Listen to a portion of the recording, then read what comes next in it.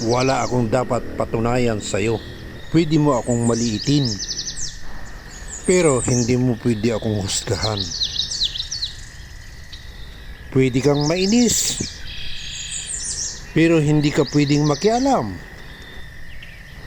Pwede mo akong siraan, pero hindi mo akong kayang sirain.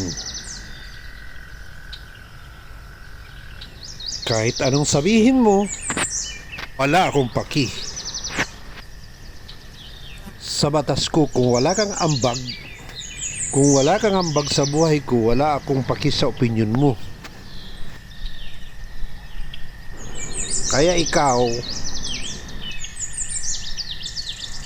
bago ka manghusga, tignan mo muna ang sarili mo. Patunayan mo na kaya mong umangat kahit walang pumapansin sa'yo. Ang masasabi ko lang, ingat tayo palagi at God bless.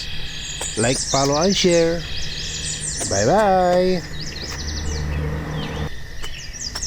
Tuloy lang ang sipag hanggang malakas ang katawan.